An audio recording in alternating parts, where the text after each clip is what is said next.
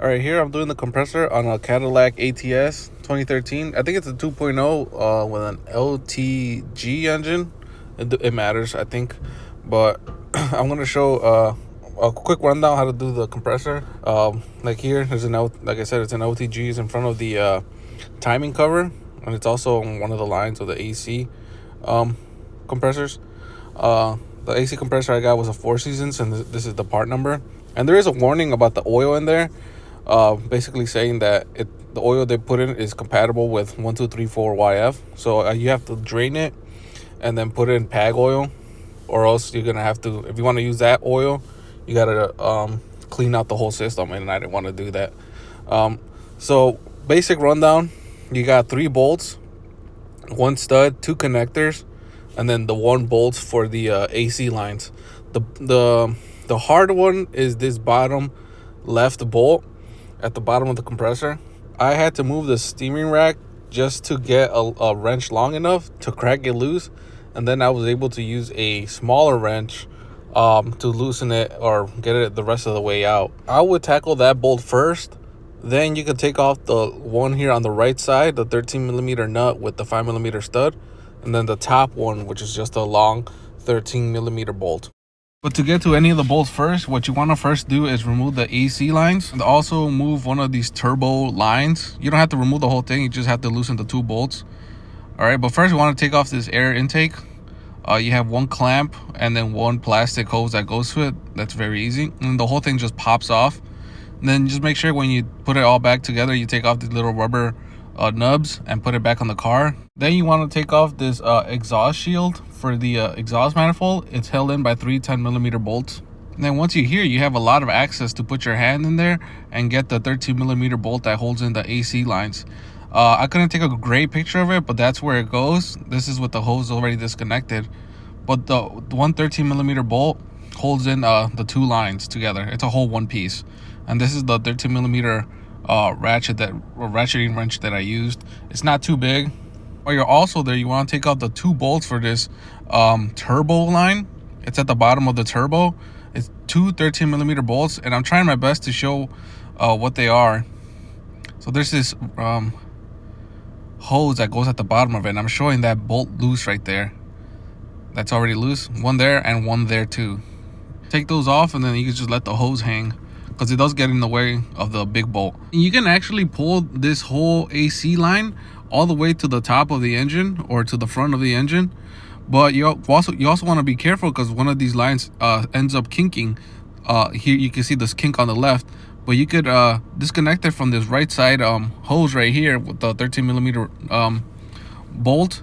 That way it doesn't kink. Want to move the lines all the way up here, 1, so you could change out the crush washers, and also 2, because the compressor comes out from the top, from the front, the top, and it's easier if the lines aren't in the way to get to the bolts as well. Now that all that is out of the way, now you can get the bolt for the compressor. But this bottom bolt, it's literally like 1 or 2 inches away from the steering rack, so it's extremely tight and it's really hard to take off. That's why, like I said, I had to move the steering rack. But if you can find a way to get it loose without removing the steering rack from the top or from the bottom, then you don't have to move the steering rack. I couldn't figure it out.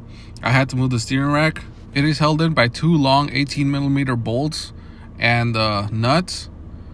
And even those are a little tough to get to. They're also tight. And then I had to remove one of the tie rods on the driver's side just to get it to move enough. Then I can fit my 13mm wrench here. Used all type of variations of 13mm. I even cut some of my own tools just to get it, just to get to that bolt.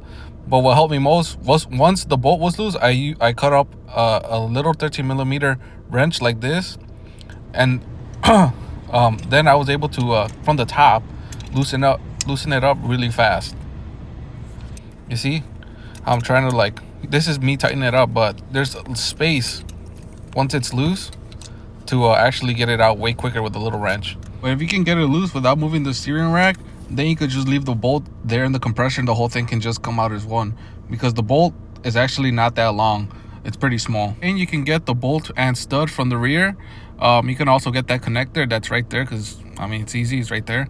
I didn't show the bolt, but it is a nut It is a 13 millimeter nut, and then the stud is a 5 millimeter. I think it's just a hex head, and it comes out very easy. Mine's did, and I didn't show the top bolt, but the top bolt is pretty easy to get to. Like I said, the hose gets the turbo hose gets in the way. When you take off the bolts for that turbo hose and you maneuver the hose out of the way of the bolt, it's super simple. Now that all your bolts are out, you can move the compressor more towards the front of the car, and then you can get to one of the other connections, which is for the clutch, and then you can also get this plastic connection here that's on the compressor, and then the whole thing just comes out from the top. Again, if you move those hoses, it makes it a lot easier to take this compressor out. Here's a picture of what it looks like without the compressor, and you can see that there's actually a lot of space when you get the hoses out.